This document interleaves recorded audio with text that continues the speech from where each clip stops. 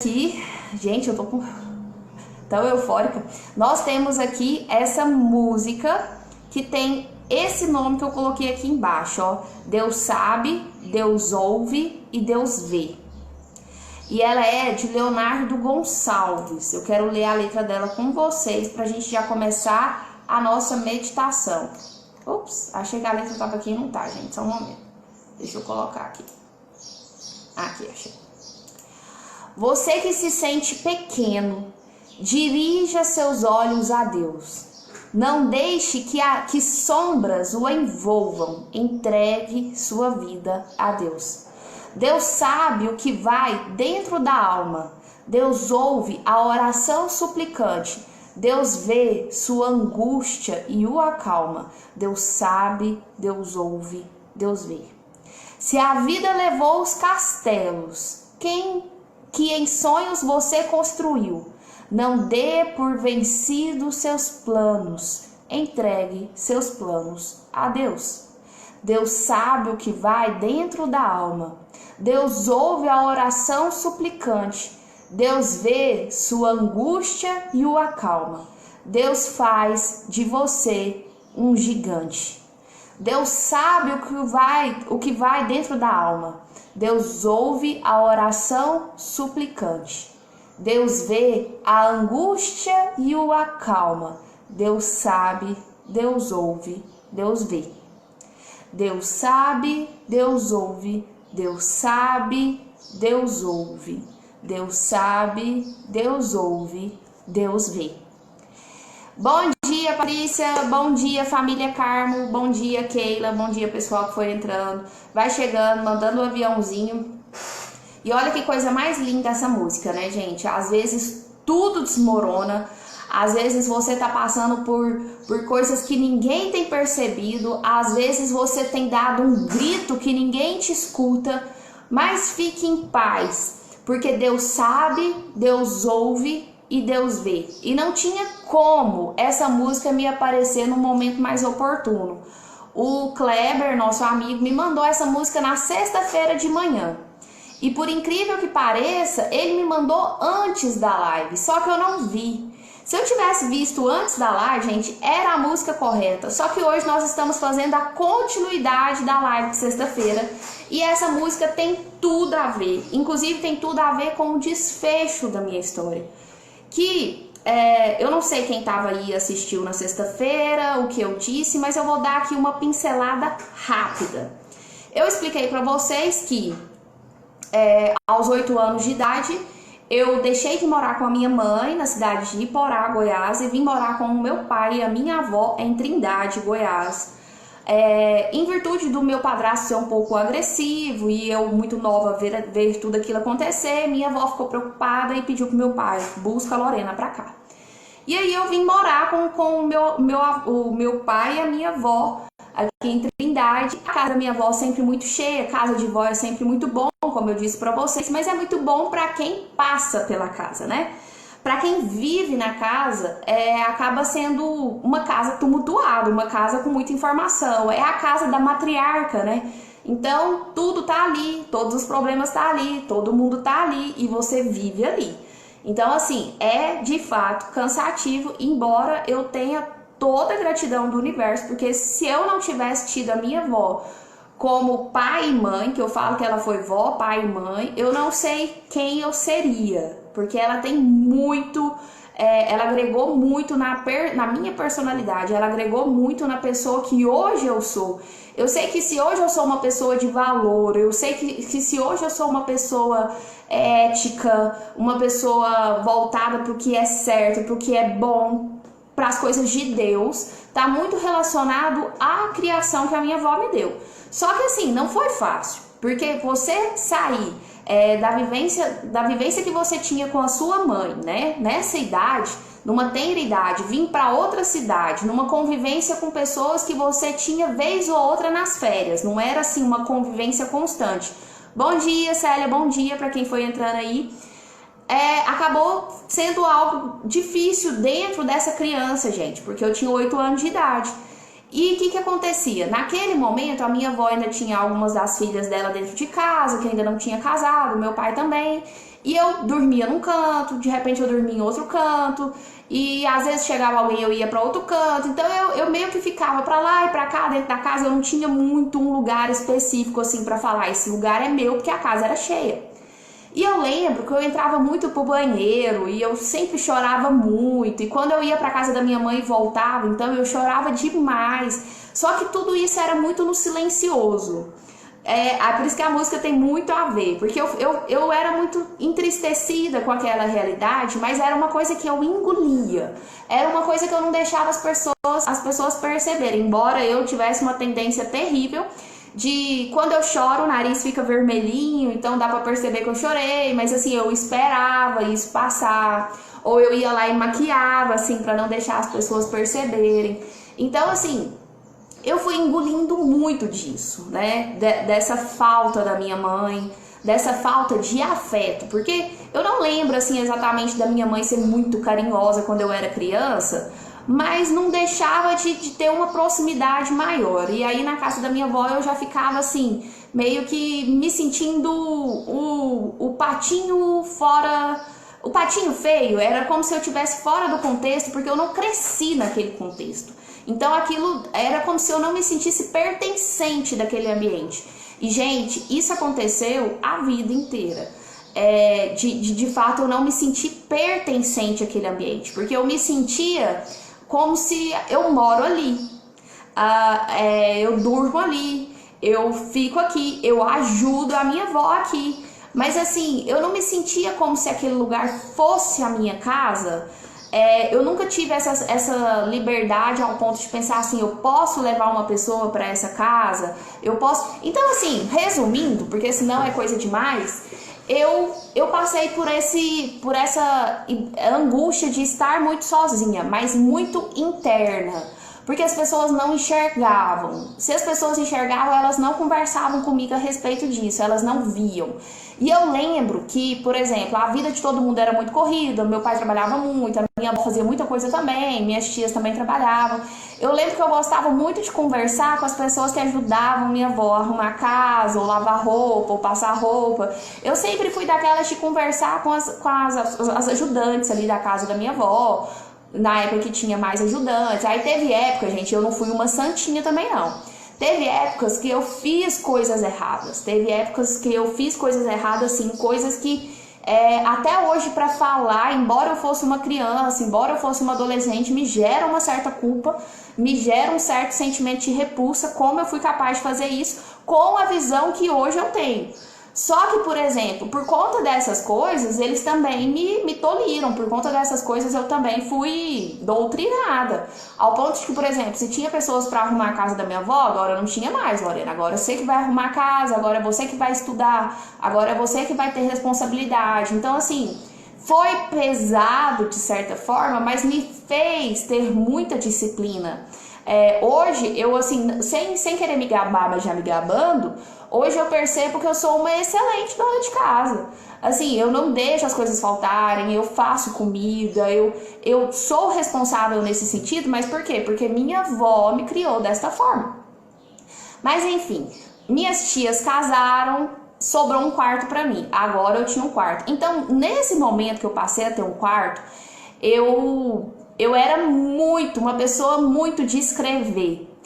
Normalmente, o que acontece? Quando a pessoa é comunicativa, ela vai falar. Como eu não me sentia com essa abertura de muita comunicação na casa, eu até comunicava, mas com a minha avó. E eu até comunicava com a minha avó quando não tinha mais ninguém por perto. Então, por exemplo, como a casa da minha avó era sempre muito cheia, era quase como se eu tivesse que esperar a casa esvaziar para que eu pudesse conversar. E às vezes acontecia da casa não esvaziar uma semana. Então eu ia ficar uma semana calada esperando o povo ir embora para poder falar com a minha avó alguma coisa que eu queria falar só eu e ela na nossa intimidade. Então assim, às vezes eu tava passando por coisas de adolescente mesmo, gente, essas tristezas repentinas que eu acredito que muitos de vocês já tenham tido. Tinha lá essa tristeza repentina, às vezes era até hormonal normal, mas a gente não entende, porque eu não tive uma pessoa para falar, olha, isso que tá acontecendo com você é normal, é o hormonal, eu não tive isso, sabe? Minha mãe às vezes me ligava, conversava comigo, mas enfim, eu lembro, que eu até já comentei isso com a Gleide, que eu chorava muito, muitas das vezes eu escrevia aquilo que eu sentia, aquela tristeza que eu sentia, aquela ausência, aquele buraco enorme que parece que nada preenchia, uma dor fora do normal, assim, que parece que se eu gritasse não ia resolver e eu não conseguia entender aquilo que acontecia. Eu lembro que eu escrevia muito e muitas das vezes, gente, eu chorava querendo um abraço. Eu chorava querendo um abraço. E quantas vezes eu já chorei desejando ir até a minha avó e pedir um abraço, mas eu não me sentia capaz de fazer isso, sabe? Assim, como se fosse um orgulho e ao mesmo tempo aquilo já estava tava dentro de mim, assim, de uma forma tão difícil de pôr pra fora, que eu pensava assim, minha avó vai achar que eu tô doida se eu chegar lá nela e for abraçar ela com esse desespero todo. Ela vai falar, menina, o que tá acontecendo? E eu não vou saber explicar, porque nem eu sei o que tá acontecendo. Então, o que acontecia? Eu fui engolindo muito disso, eu fui introjetando muito disso, e não foi uma vez, nem duas vezes, nem três vezes, foram várias vezes. E eu achei muito linda essa música, porque essa música fala que Deus sabe, Deus ouve, Deus vê.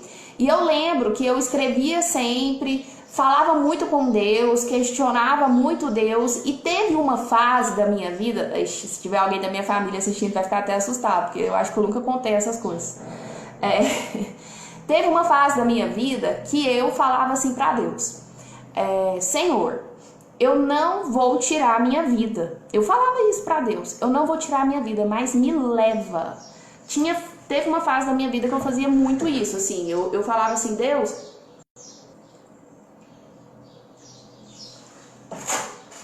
eu não vou me matar porque eu sei que isso é errado, porque eu sei que isso não agrada seu coração. Então, assim, gente, a coisa mais extraordinária que eu vejo... Por que eu tô contando essa história toda? Deus nunca me abandonou. Sabe? Porque eu tinha tudo pra ter dado errado.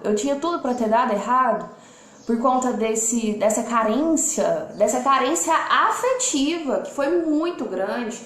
E aí, eu lembro que eu pedia assim pra Deus, assim, eu falava pra Deus, Deus me leva, sabe? Eu não aguento mais isso aqui, E a vez que eu até disse pra vocês que eu comentei com meu pai, que eu falava assim, pai, eu sinto vontade de morrer. Eu lembro que eu comentei isso com meu pai uma vez. E ele, ai, que gracinha, tipo assim, tirou onda da minha cara, né? Ai, que gracinha, então, você tá com depressão? Tipo assim, você sabe o que é isso, minha filha? Você sabe o que você tá falando? E teve então essa fase, e aí teve umas fases mais complicadas. Teve uma fase, gente, que eu me cortava. Por quê? Além da pessoa estar já no auge eu acho que eu tava depressiva mesmo nessa época. Adolescente, gente, isso eu tinha 16, 17 anos. Além de eu estar no auge dessa conversinha aí de que queria morrer e tudo mais, eu ouvia Legião Urbana. E quer música mais pra baixo do que Legião Urbana? E eu ficava analisando as letras, e aquilo parece que tinha tudo a ver comigo. Tudo, aquelas tristezas de Legião Urbana parece que tinha tudo a ver comigo. Parece que o Renato, ele chama Renato Manfredini Jr., nunca esqueci. Parece que o Renato Russo sabia exatamente o que estava acontecendo na minha alma. Lorena de Deus também me cortava muito. E aí, o que acontece, gente? Eu lembro que uma vez eu ouvi, eu acredito que todas as pessoas aqui são maiores e lúcidas, né? Uma vez eu ouvi uma música do Renato Russo que chama Clarissa ou Clarice, e falava que ela sentia uma dor, que nada fazia aquela dor passar, e que quando ela se cortava, aquela dor era aliviada. Mas pra que eu ouvi isso? Gente, eu lembro que eu peguei uma tesoura e eu fui raspando a minha perna até sangrar. Uma tesoura. E aí, sangrou, aí virou uma queimadura. Eu tenho até essa cicatriz, só que ninguém via. É igual eu tô falando pra vocês, era um grito mudo. Eu lembro que uma vez eu também cortei com a tesoura meu braço. Eu fiz uma cruz no meu braço, tem a cicatriz aqui também. Fiz o formato de uma cruz. E aí, para as pessoas não perceberem, eu pintei de caneta azul ali naquela cruz. Tava até inchado, mas ninguém percebia. Eu lembro que eu fazia muitas coisas para chamar a atenção também. Eu percebi que, no fundo, no meu inconsciente, era uma forma de chamar a atenção, mas que muitas das vezes também não funcionava.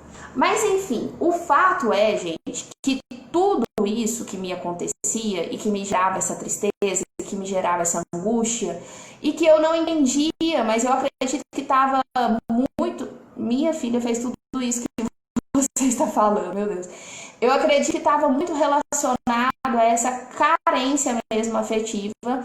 Teve umas outras situações, assim, um pouco complicadas, que também eu acredito que aumentaram isso, essas circunstâncias de desespero, vamos assim dizer. Enfim, teve algumas coisas erradas que eu fiz, teve coisas certas que eu fiz, teve coisas que foram doídas, outras nem tanto, mas o que eu quero dizer pra vocês, uma coisa que eu sempre acho muito interessante, gosto de enfatizar, gente, o poder de Deus na minha vida. Porque essa Lorena aqui, nesse sentimento todo, nessa angústia toda, eu estudava numa escola boa e que tava assim, de gente que usava droga na época, a minha turminha. Tanto que morreu uma pessoa da minha turminha na época, assim, indiretamente era da minha turminha, por uso de drogas. E eu não usava. Agora me fala, quem é que me falou que isso era errado? Ninguém me falou que isso era errado. Eu nunca tive uma conversa de pai, nem de mãe, nem de vó falando que isso era errado. Mas eu sempre fui muito atenta ao que era certo e ao que era errado. E se eu via que aquilo não funcionava na vida de alguém, eu sabia que eu não queria aquilo pra mim. Só que quem me disse isso, gente? É o Espírito Santo. Porque eu vejo que eu nunca fui fã dessas coisas, sabe? Havendo Lorena, porque eu fico em casa cuidando de pertinho dos meus filhos pra prevenir muita coisa que eu já passei. A gente fica preocupado, né? Aí, o que acontece? Meus amigos usavam drogas, eu não usava. Eu estava junto com eles, mas eu nunca usei, gente. Nunca usei nada, eu nunca pus um cigarro na boca. Aí, o que acontece? Quando eu fui pra faculdade, a mesma história. Eu tinha amigos que usavam droga. Teve uma fase da minha vida que eu gostava de ir naquelas festas de trance, música eletrônica. Eu ia numa festa por ano. Tipo, não pense vocês que, nossa, você era da balada. Nessa fase, eu já fazia faculdade, os meus amigos eram drogadinhos, gostava de ir numa trance, eu amava dançar. E aí, eu juntava dinheiro o ano inteiro, tipo, pra falar que eu ia numa trance, mas eu ia numa festa, eu ficava ali 24 horas se deixasse dançando, gente. Meu pé chegava a dar cãibra. Mas eu não parava de dançar, eu gostava de dançar. E eu valorizava muito quando eu podia sair de casa. Eu dava muito valor a isso. E eu nunca usei droga. Mas eu bebia. Às vezes eu bebia sim. E não era muito, porque não tinha nem dinheiro pra isso. Mas chegou um ponto da minha vida que eu acabei bebendo um pouco mais. Mas isso aí eu já era adulta. Isso aí não vem a desculpa não. E hoje eu não bebo. Mas aí, gente, o que eu quero falar pra vocês, assim, que eu vejo como essencial nessa história toda, foi o mover de Deus na minha vida, de eu não ter ido pra um lugar errado, assim, a minha avó sempre me levava pra igreja, sabe? Se ela não falava diretamente, eu via as atitudes dela, eu via a postura dela. Ela ia pra igreja, no começo eu não gostava e ela me levava junto.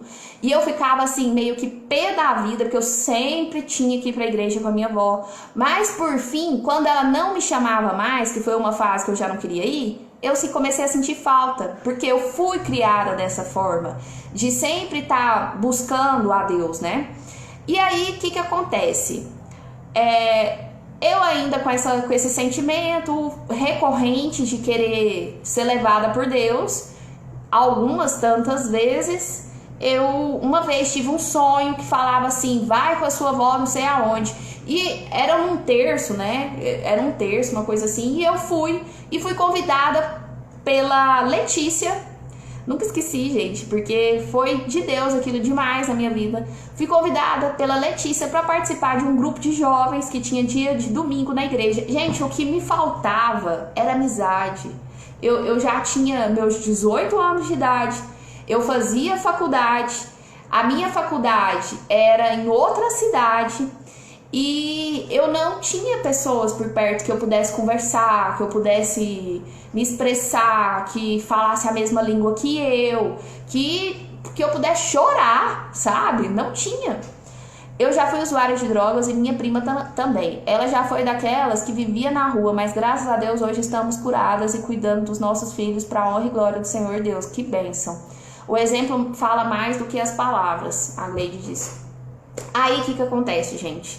Eu fui para esse grupo lá, gente, aí a Gleide gosta de falar, Deus é tão engraçadinho que eu lembro, gente, que eu fui convidada para participar. De repente eu cheguei lá e percebi, tô lá junto e tal, de repente eu já tava cantando, de repente eu já tava dançando lá na frente, de repente eu já tava pregando.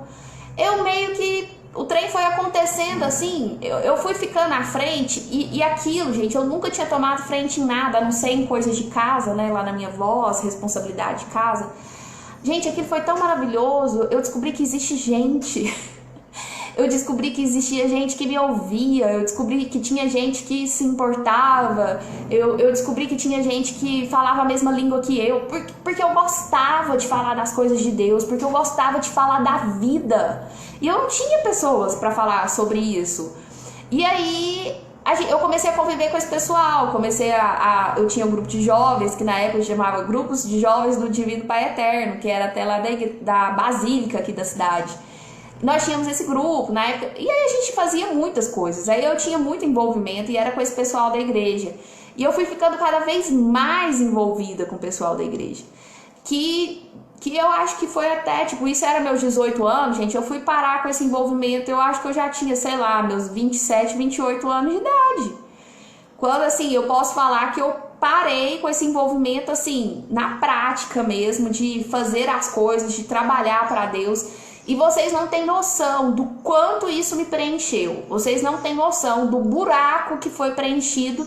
Gente, e foi preenchido pela pessoa certa. Porque só Deus para preencher esses buracos das nossas almas. Só Deus para curar essas carências das nossas almas. Depois disso eu já tive quedas, eu já tive oscilações, eu já passei por momentos ruins ao ponto de novo querer que Deus me levasse. Já passei, de novo.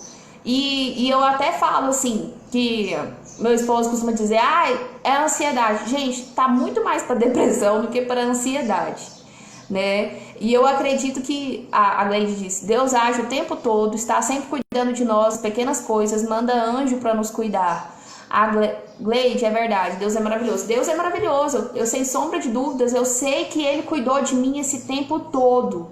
Eu sei que Ele zelou de mim esse tempo todo. Eu sei que essas dores, por mais doídas que fossem, Ele supriu tudo isso, sabe? Todo esse vazio, toda essa angústia. E hoje eu tenho muita clareza que foi algo até que eu obtive também através do psicólogo, que eu fiz um acompanhamento assim que eu casei. Porque como eu disse pra vocês, o que aconteceu? Como na casa da minha avó eu não me sentia pertencente, é essa a palavra. Assim que eu casei, eu não me sentia pertencente à casa. Então eu demorei muito para entender que essa casa agora era minha, que eu não precisava. Gente, porque lá na minha avó eu não ficava à vontade. Eu até ficava à vontade quando não tinha ninguém na casa, quando as pessoas viajavam, quando eu ficava sozinha. Eu ficava à vontade nesse contexto. Mas se tivesse gente lá, eu não me sentia à vontade de ir para a sala assistir uma TV. Eu até ficava à vontade lá no quarto da minha avó, assistindo uma TV. E não era sempre. Porque se alguém chegasse, eu já queria sair também, sabe? Eu tinha essa dificuldade. Então eu me sentia à vontade no meu quarto. Quando eu casei, o meu quarto não era o meu quarto. Quando eu casei, o meu quarto era nosso quarto. Aquela sensação de que eu não tinha mais aquele espaço de quando eu tinha na casa da minha avó. Agora a sensação é que eu não era eu não era de espaço nenhum, eu não entendia que a casa era minha. Eu acho que eu fiquei 1 ano falando na casa do Leandro, eu não falava nossa casa. Então houve essa dificuldade e eu me angustiava muito e eu não entendia o que estava acontecendo comigo. Esse processo da adaptação, esse processo da mudança, né? Aí eu fiz terapia nessa época. E aí, fazendo terapia nessa época, o psicólogo falou uma coisa pra mim, gente, que foi decisivo. Lorena, quando Deus te fez, eu acredito que vai ser decisivo para muitos de vocês. Quando Deus te fez, Ele te fez com alguém? Ele te mandou junto com alguém? Ele falou assim, eu vou fazer essa pessoa aqui, que vai de mãozinha dada com a Lorena, ou você chegou sozinha a esse mundo? Quando ele falou isso, ele falou assim, Lorena, que dificuldade é essa que você tem de se aceitar sozinha? Porque você foi feita sozinha. A verdade é que toda vida você foi sozinha. Só que quando ele falou isso, gente, isso me doeu tanto, porque eu percebi que é verdade. É verdade, aquilo me doía, de pensar que, cara, é mesmo, eu sou sozinha. Só que, por exemplo, quando você pensa eu sou sozinha, isso dói. Mas quando você para analisar que ser sozinha é a forma natural, é a forma com que Deus te mandou, você vê que você não precisa de ninguém para suprir nada. Você vê que você não precisa de ninguém para nada. Você vê que você que Deus quando te fez, Ele mandou você. Ele não mandou você de mão dada com ninguém. Você é. Ele te mandou sozinho. Não há mal algum em ser sozinho. Inclusive, é bom estar sozinho. Você precisa desse momento da solitária para se entender. E o que aconteceu comigo quando eu casei, porque eu parei de advogar, bem dizer, né? Diminuí bastante o meu fluxo na advocacia e comecei a estudar para concurso. Então eu ficava, bem dizer, só dentro de casa e meu esposo trabalhando, é que eu fiquei muito sozinha. Então eu comecei a me analisar. E esse se analisar, gente, esse voltar o olhar para dentro, às vezes incomoda, porque você vai ver coisas que você não estava disposto a ver. Ou vocês acham que tudo isso aqui que eu tô contando, nessa facilidade que hoje eu conto, é porque eu passei por esse processo de analisar quem eu fui, de analisar a minha história, de ressignificar os acontecimentos, de perceber que Deus esteve o tempo inteiro na condução dessa história. Porque se Ele não tivesse comigo, eu estive sozinha, muitas das vezes. E eu teria feito merda, muitas das vezes. A Gleide, exatamente assim, amo pessoas, mas amo minha companhia. Minha mãe não se conforma quando eu digo que gosto de coisas sozinha. Eu e Deus. Nossa, Gleide, minha mãe.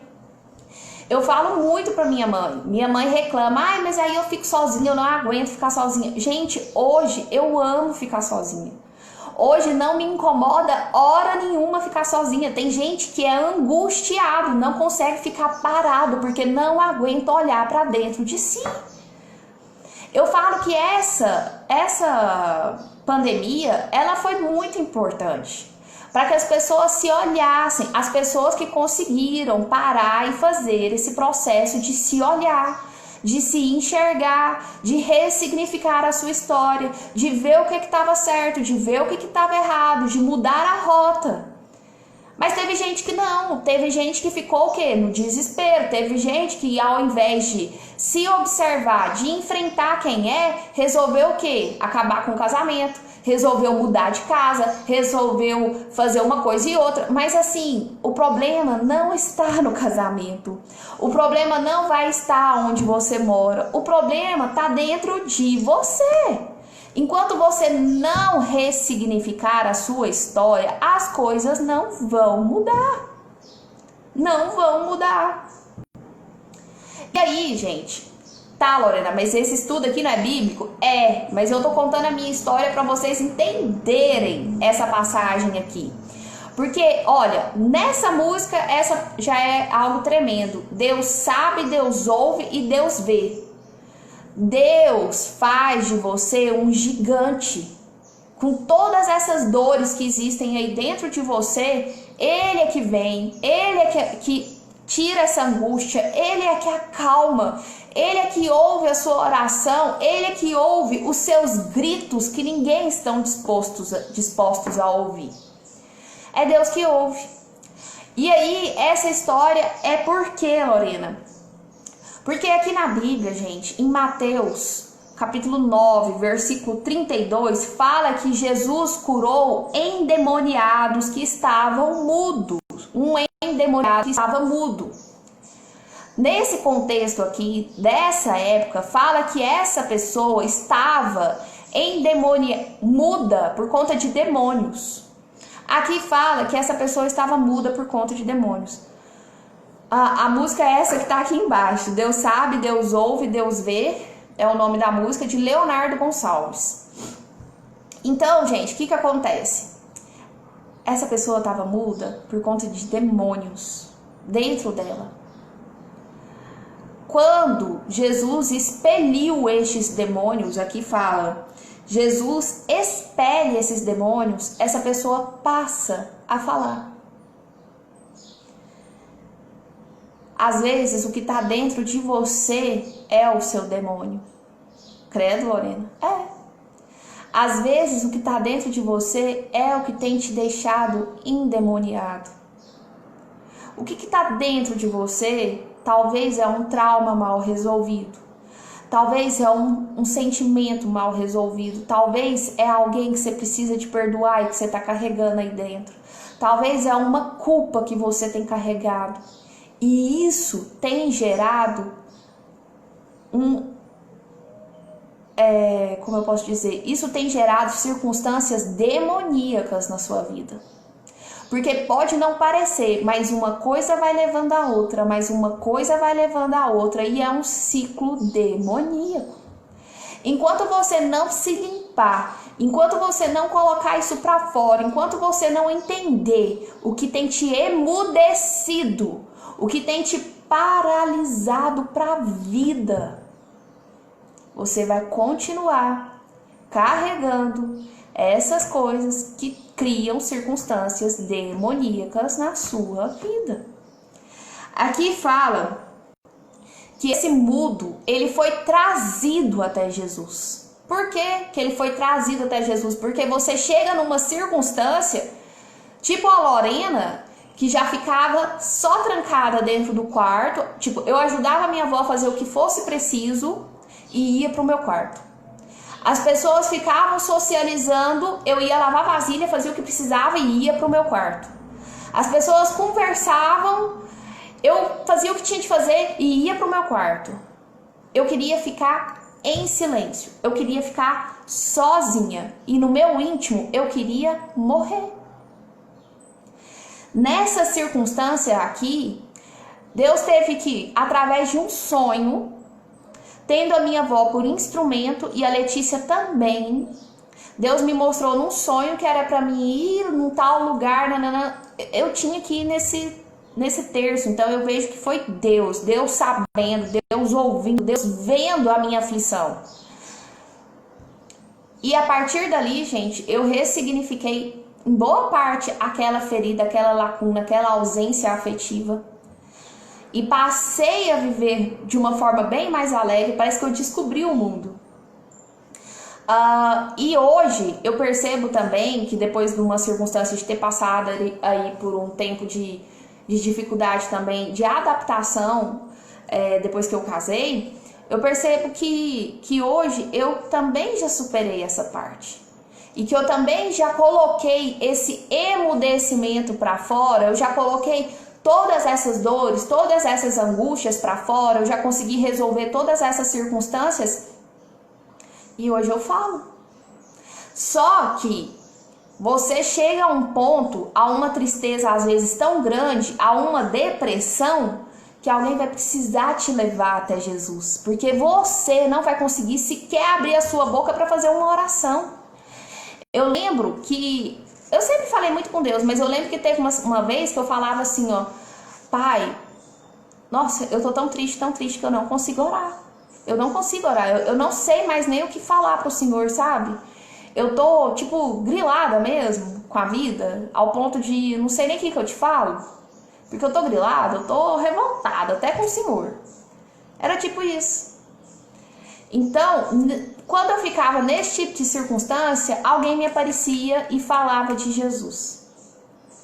Então vai chegar um ponto que o seu emudecimento está sendo tão grande, que você vai precisar de outras pessoas para te falar de Jesus. Que foi o que aconteceu aqui com esses homens, que tinham, com esse mudo, que tinham um bloqueio satânico. Mas você pode ter um bloqueio de um trauma. E no momento em que você expelir este demônio que te cala, esse bloqueio que te impede de dizer, você vai conseguir ter uma vida mais leve. Então para analisar do que você está impedido.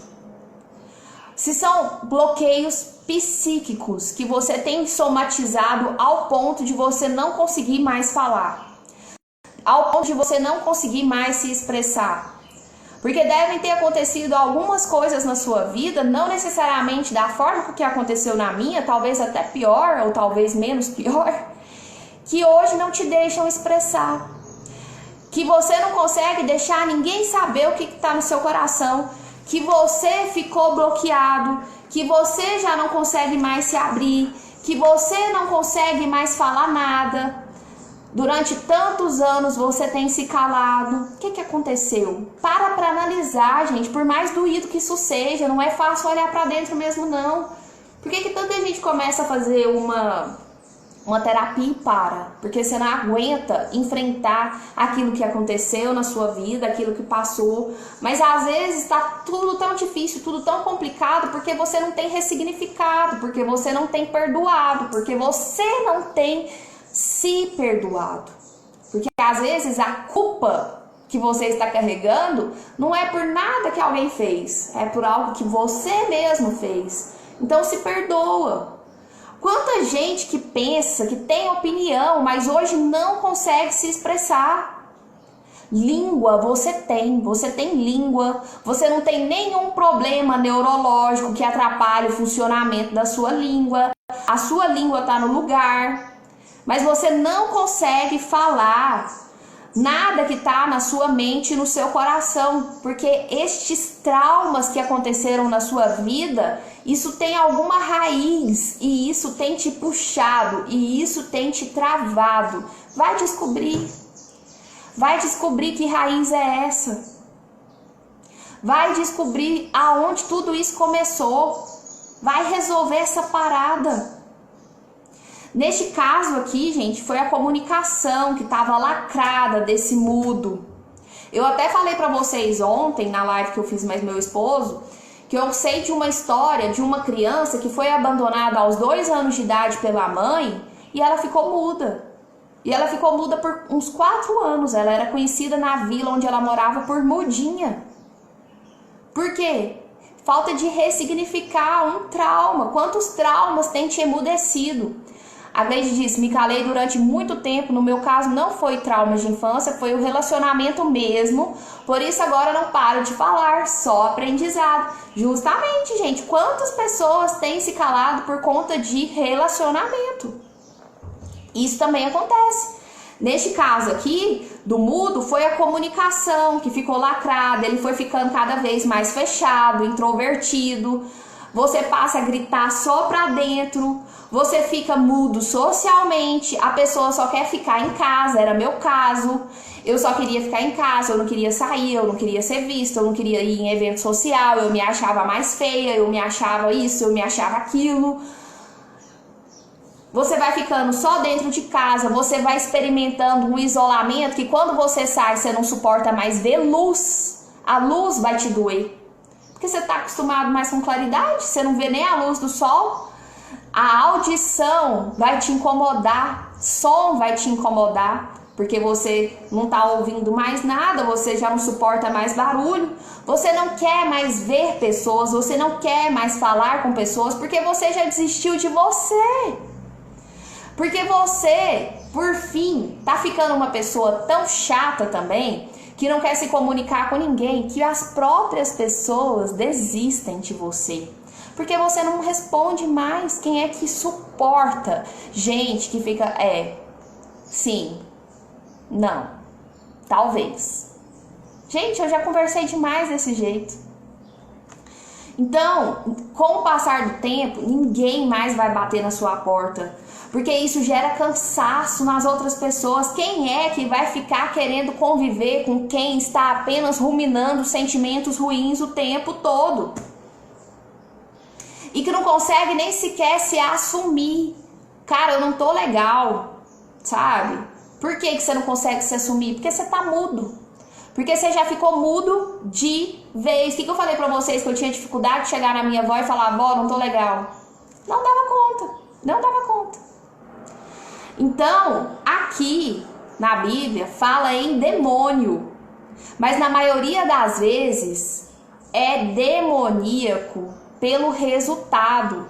Na sua vida, na minha vida, não é demônio em si. Não é que tem um demônio aqui sentado em cima da sua língua que não te deixa falar, ou sentado em cima do seu coração que não te deixa falar. É resultado demoníaco, porque você resolveu deixar acontecer um crochê satânico na sua vida. Foi feito um crochê satânico na sua vida. Pelos resultados, gente, pelas circunstâncias. Porque você foi deixando esses pontos serem cruzados cada vez mais e foi se silenciando cada vez mais. Por exemplo, um pai que normalmente manda o filho calar. Um pai que normalmente manda um filho, fala para um filho que ele é burro. Os irmãos vão e falam: você é burro mesmo, você tem mais é que ficar calado. O que vai acontecer com essa pessoa? Ela vai calar. Ela vai ficar cada vez mais introspectiva. E aí depois, o que acontece com esse mesmo pai, com esse irmão? Vira para esse cidadão e fala: você não fala nada, você é um burro que só fica calado. Agora vai começar a te criticar porque você só fica calado. Então, as pessoas, elas te emudecem e depois elas te criticam porque você está muda. A gente tem que tomar muito cuidado, porque muitas das vezes, gente, essas perversidades, essas coisas que te bloqueiam, elas vão vir justamente da sua família. Por isso que eu e o Leandro agora até começou a fazer uma série falando sobre pais e filhos. A gente vai falar sobre família nos próximos domingos. Se você tiver histórias aí para compartilhar, se quiser compartilhar algo com a gente, manda. Que a gente vai estar falando agora sobre isso aos domingos, às 10 horas da manhã. Ok? Então você vai engolindo tudo, você vai engolindo ideia, você vai engolindo opinião, você evita comunicar. Comunicar para você já não é algo mais instintivo. Comunicar é ficar mudo para você, que é instintivo. E aí todo mundo cansa de você. Mandou você calar, agora acha ruim que você tá calado, ficam zombando de você, vai fortalecendo seu trauma, vai fortalecendo seu medo, o susto que vai te adoecendo. Você vai crescendo dia após o outro, totalmente bloqueado, com a boca costurada, tal como em filme de terror, sabe? Quando você vê a boca da pessoa costurada. Isso pode te dar uma agonia danada, porque é assim que a sua boca fica, costurada. Toda família tem alguém ficando introvertido. Hoje tem, por exemplo, os fones de ouvido. Gente, eu também usava isso. O fone de ouvido. Você coloca um fone de ouvido, você vai pra mesa, você não ouve pai, você não ouve mãe. Você coloca um fone de ouvido, fica dentro do quarto só com aquele fone de ouvido. Pra alguém te ver, quase tem que arrombar a porta. Quase tem que arrombar a porta do seu mundo paralelo, porque você vive em outra dimensão. Não tem mais ouvido. Você não tem mais ouvido para ouvir ninguém, a não ser que ouçam o seu capricho. E isso tudo, gente, acontece porque trauma, susto causa muito isso. E aí você vai se acostumando ao silêncio. A culpa também ela faz isso. Isso vira um hábito, isso vira um abismo, você vicia na solitária, você não quer mais ver luz, você não quer mais ouvir, a culpa vai sendo alimentada cada vez mais pelo diabo, e você fica se punindo, e aí você vai no psicólogo, e até mesmo no psicólogo você chega lá e fica calado, você abaixa a cabeça. Você quer ser curado, mas você não consegue mais nem sequer falar que quer ser curado. Porque a manifestação demoníaca, ela vai cada vez mais te repreendendo, ficando ali em você. E sabe o que você faz para acabar com tudo isso? Se for demônio é muito fácil. Se for demônio mesmo é muito fácil. Você só repreende em nome de Jesus. Se tiver algum demônio te calando, tá repreendido em nome de Jesus. É isso que você faz. E aí você começa a falar, amém, que assim seja. Essa é a autoridade do Espírito Santo. Você fala, se tiver algum demônio te calando, que seja repreendido em nome de Jesus. Que Jesus te liberte, se tiver algum demônio te calando. Isso é fácil. Agora, o que dá trabalho são os traumas, gente. O que dá trabalho são os traumas. Se é falta de perdão, se é a raiva calada, se é o ódio que você engole, se são os gritos que você engoliu. Só vai ficar curado se você se perdoar, se você decidir perdoar aquela pessoa que te emudeceu. A falta de perdão, ela gera esse silêncio. E aí, às vezes tem casal que briga e vai dormir brigado. O diabo dorme no meio de vocês ali, dando gargalhada, porque tá os dois mudos. Às vezes, pai e filho entra dentro de um carro e fica calado. O diabo tá ali no meio de vocês, morrendo da gargalhada, por conta do seu silêncio patrocinado pelo orgulho. Enquanto vocês não acolherem o perdão, não vai voltar a falar. Existem tantas causas que podem ter te travado. Gente, não é só de falar, não. É de se expressar. A pessoa perde a capacidade de se expressar, de ser livre. Ontem eu tava comendo, mas meu esposo, um frango ali num bar. E eu tava comendo com a mão. Gente, eu era tão paranoica, tão assim, certinha, que eu não comeria um frango com a mão. Eu falei assim, Jesus, como eu estou livre. É poder se expressar, é poder ser livre, gente. Eu lá não importo com quem, é ser livre. Existem tantas causas que podem atrapalhar o seu processo. O que cura a gente é o perdão. Se solta para viver. Mata essa vontade da cura. Mata a vontade da cura. Você tem que ser levada para outras pessoas. Outras pessoas vão ter que tomar a iniciativa de te carregar se você não tiver dentro de você essa consciência da cura. A pessoa não sabe mais falar com um familiar. Se proíbe da alegria, se pune, não se liberta. Eu lembro que o meu padrinho me deu um livro que chamava Livres para Amar. É isso, você é livre. Você é livre, não importa o tamanho da sua culpa. Você tá perdoado. O que fica aí introjetando em você que você é culpado, que você fez isso, que você fez aquilo, não é Deus, é o diabo que faz isso com você. Fique livre do seu mal. Perdoe. Isso é um reconhecimento em fé. Fé, gente, não é sentimento. Perdoar não é sentimento. É uma ordem. Perdoar é uma ordem. Uma ordem ao seu coração. É um mandamento de Deus. Então é uma decisão de fé. E é uma decisão de fé que no momento em que você se posiciona em perdoar, tá feito. Tá feito. Segue na decisão da fé, que é essa consciência, que a consciência vai ordenar esse movimento. Você fala, mas eu não aguento, eu não consigo perdoar essa pessoa. Se posicione no sentido de liberar perdão, que com o passar do tempo você vai perdoar, gente, vira um hábito.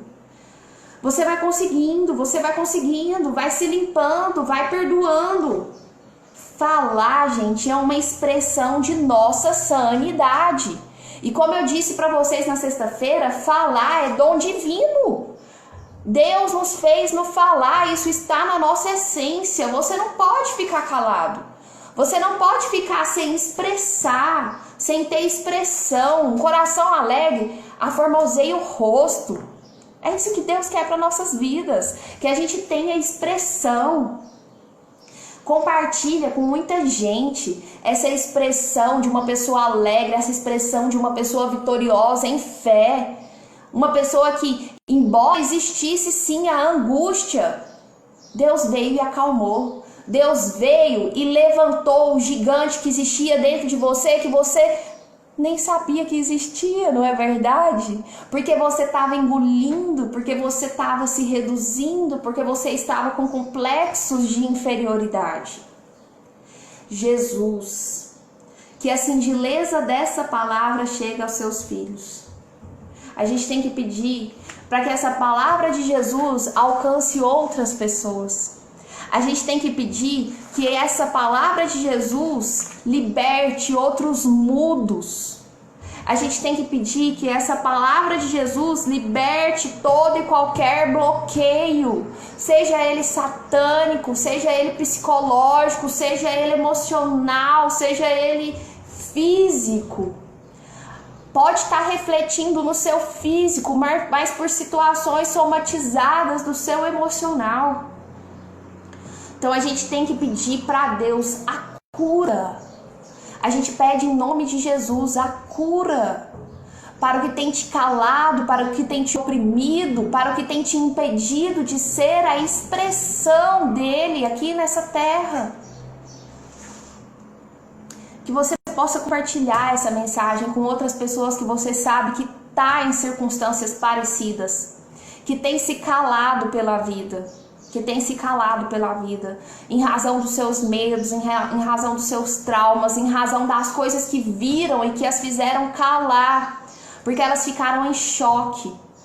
Que elas possam entender que existe o perdão, que esse perdão cura, que esse perdão liberta. Que elas possam entender que elas não precisam carregar consigo culpas, porque Jesus já levou tudo. Nós já fomos perdoados por nossos pecados. Quem te condena é o demônio.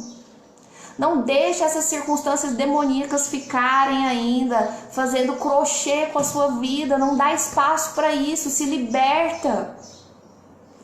E aí hoje nós concluímos aqui essa passagem, né, do versículo 32 ao 34. Jamais se viu tal coisa em Israel, e os fariseus murmuraram que Jesus fazia o que fazia em nome do demônio. Os fariseus, os doutores da lei, ainda entendiam que Jesus não fazia isso aqui em nome do Pai. Entendiam que Jesus fazia isso aqui no nome dos demônios. Aqui é um poder que bloqueia esse indivíduo, um poder demoníaco que bloqueia esse indivíduo de se expressar e de falar. Em nome de Jesus, na autoridade que nós temos como filhos amados do Pai, que você possa ser desbloqueado de todo e qualquer bloqueio na sua alma, no seu espírito. Que o Pai venha sobre a sua vida, que o Pai te fortaleça, que o Pai te reerga, que o Pai faça a sua língua tremular, mas não ficar calada, jamais. Você tem em você a essência do Pai, que tudo fez no falar. Você também tem poder para tudo fazer no falar. Você tem o poder de criar, como criatura de Deus que você é. Que você crie coisas boas, que você crie coisas magníficas, que a sua boca abra para falar palavras de luz, palavras que confortem a alma de outras pessoas, o coração de outras pessoas. Que o seu rosto, que a sua presença, que a sua expressão emane a presença de Deus.